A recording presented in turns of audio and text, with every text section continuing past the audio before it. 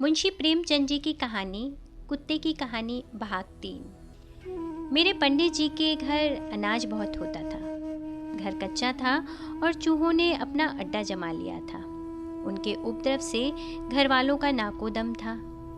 वे लोग चाहते थे कि चूहेदानी लगाकर इनका सर्वनाश कर दिया जाए, मगर पंडित जी ये कहकर टाल देते थे कि चूहे गणेश जी का वाहन है, इन्हें तकलीफ नहीं देनी चाहिए, इनके खाने से कितना अनाज कम हो जाएगा। उनका विश्वास था कि चूहे जितना गल्ला नुकसान करते हैं उसका चौगुना श्री गणेश जी की दया से उपज में बढ़ जाता है। इसे जब वह किसी को चूहेदानी लगाते देखते तो उससे 50 बातें कहते। पंडित जी की धाक लोगों पर खूब बैठ गई। जब कहीं देवताओं की चर्चा होती तो पंडित जी का नाम सबसे पहले लिया जाता था। कैसे सज्जन हैं कि इतना नुकसान सहने पर भी चूहों को नहीं मारते, नहीं तो लोग आदमी की जान तक ले लेते हैं। जब तक चूहे अनाज की लूट मचाते रहे तब तक तो पंडित जी अपनी प्रतिज्ञा पर डटे रहे, लेकिन जब उनके वार कपड़े लत्ते पर होने लगे तो उनके आसन डोल गए। जाड़ों के कपड़े कुछ संदूकों में रखे हुए थे, कुछ अलगनियों पर। गर्मियों में किसी ने उसकी परवाह नहीं की।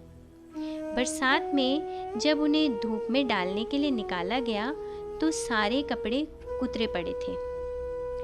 उन्होंने लकड़ी का संदूक तक काट डाला था। पंडित जी की आंखों में खून उतर आया। चूहों ने एक एक चीज में हजारों छेद कर दिए थे।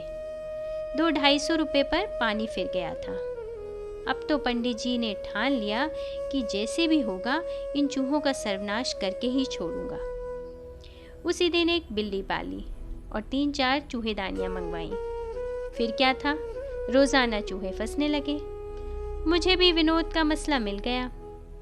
यूं तो मैं पूरा शाकाहारी हो गया था, क्योंकि विशेष अन्न जल खाना पीना पड़ता था। मांस में कोई रुचि न होती थी, लेकिन शिकार खेलने में बड़ा मज़ा आता था। मज़ा क्यों ना आता, ये तो मेरी खानदानी बात थी।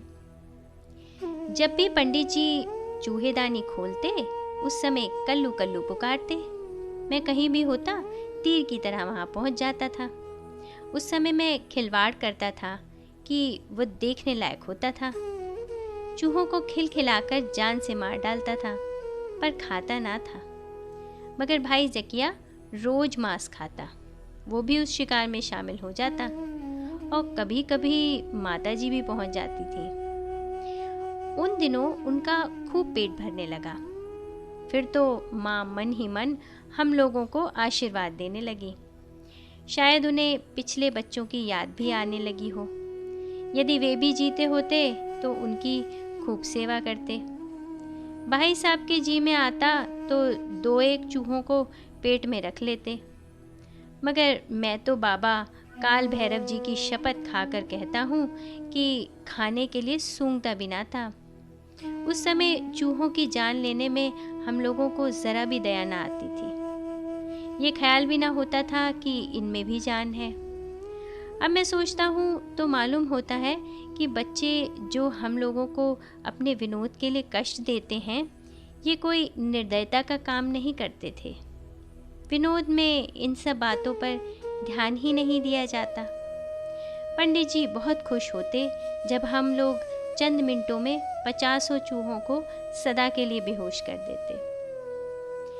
मुंशी प्रेमचंद जी की कहानी कुत्ते की कहानी भाग 3।